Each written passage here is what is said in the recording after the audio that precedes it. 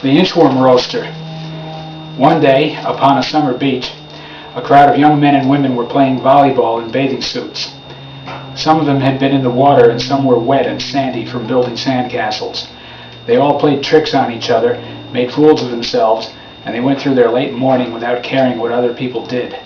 A big guy with a beard smacked the volleyball into the head of an opponent. "Oh, I'm sorry. You all right, man?" The other held his hands on his forehead and blinked his eyes rapidly. He let out a whoop and threw the volleyball into the big guy's stomach. The big guy charged into the net and the setup fell down. Only these two and one girl were at the net now, as most of the others had gone into the water. They heard a clink, and a beam of bright light jumped around them. The big guy turned his head and saw, by a sand dune, a man about 10 years older than he, with a wispy beard and one pointy ear, bending over a jar, holding a magnifying glass. A toolbox and a cigar box lay near him. The three stood watching this man. "What is he doing?" said the girl. "What is he, melting grains of sand, or?" said the skinny youth. The man with the pointy ear was sifting sand through his fingers, holding the magnifying glass with his other hand. "Hey, come here," called the big guy to the water. "Roger, come here." A tall and also big guy came up, followed by a wet girl. "Yeah, Dean?" The girl who had been playing volleyball said, "There's this weird guy over there. There, he's wearing baggy shorts." "He's trying to make glass or something," said Dean. "Hey, he looks sort of like that guy outside Lindy's," said Roger. Dean opened his mouth as he stared. "You think so?" "Let's go over there," said the skinny guy. And starting out laughing, they walked over to the man. They stood by him quietly for about a half minute until the man looked up at them. "Just looking," said the skinny guy. "Sure, go ahead." "What are you doing?" said the volleyball playing girl. The man stopped sifting the sand for a second and said, "If you see an inchworm in the sand, could you pick it up and give it to me? I'm roasting inchworms." Dean looked at Roger, who looked at the skinny guy, and the skinny guy looked at everyone. The wet girl looked at the inchworm roaster, and the dry girl looked at Roger. "Oh, here he is." The man got something green out of the sand. He held it up. "No, this comes from Cracker Jack's." He threw it over into the sand dunes. "Are you kidding?" said the dry girl. "No, really, it's fun." He slipped his hand into the cigar box and took out a maple leaf. He opened up the plastic jar and stuck the leaf in. "How long have you been doing this?" said the dry girl. "Oh, since May. I collect them up at Janie's Park. Use up a lot of suntan lotion, though." He was shaking his hand in the jar a bit. "But inchworms are nice insects," said the wet girl. "Oh, they're not insects. I think they're..." And as he talked, Roger and Dean were a few feet away with the skinny guy just able to hear. "Janie's Park, Roger." The man pulled the leaf out of the jar, and an inchworm on the stem bent itself and stood up. "Now, I hold the leaf and place the worm on wax paper." He grinned and took some wax paper out of his toolbox. "Now, girls, I hold the leaf above, blow," and here he blew at the stem, "and this little creature plops onto the sheet." The inchworm almost rolled off the paper into the sand. The group watched and listened. "Now, enough of this little English magnifying glass. Time for the one from the People's Republic of China. First, though, I fold up the edges of the paper, maybe a bit late, and we don't want him to be buried alive." He folded all the sides up. Dean folded his arms and kept staring. The man opened the toolbox, slid a door in the top with a clang, and pulled out a rectangular magnifying glass about 6 inches wide and a foot long. He shut the box and held the glass over the paper. "That's awful big," said the wet girl, dripping on the cigar box a bit. "Well, you'll see why." He started tilting the magnifying glass.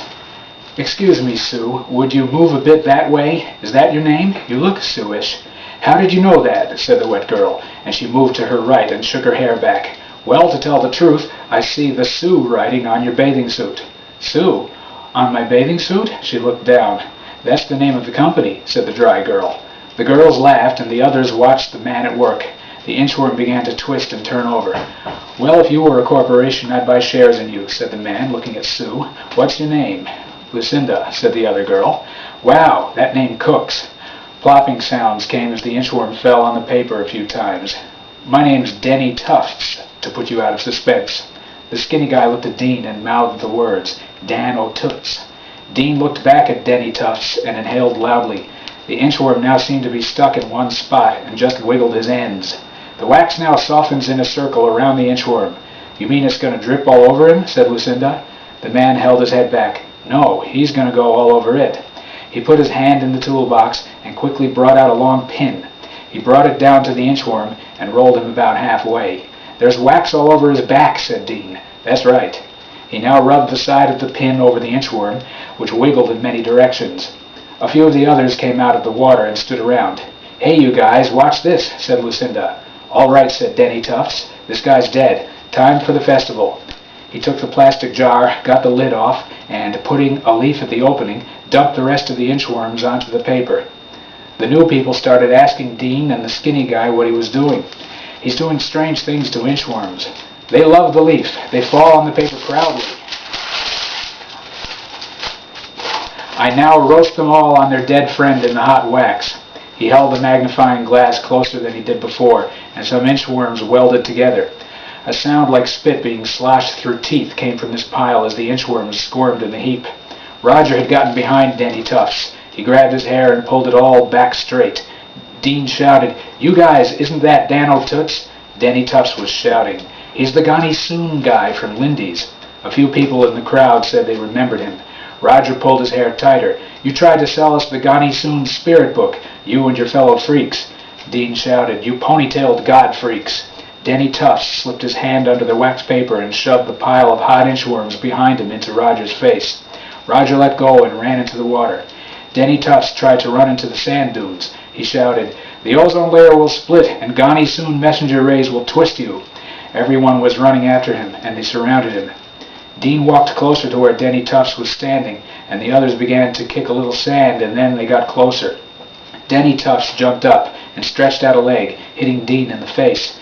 Dean fell down, and Denny Tufts ran out through the empty space and leapt onto a small sand dune and disappeared. The skinny guy and a few others started running after him, but they had to climb a sand dune fence, and all they saw when they reached the top of the dune was Denny Tufts pulling out of the parking lot on a green motorcycle. He stopped for a second, seemed to smile, and gave the toll booth lady the beach money. The skinny guy and the others ran back to the crowd. A girl was kissing Dean's cheek, and Roger was wiping his face with a towel. Sue leaned on his shoulder. Lucinda said, "That guy was sick." Roger threw up.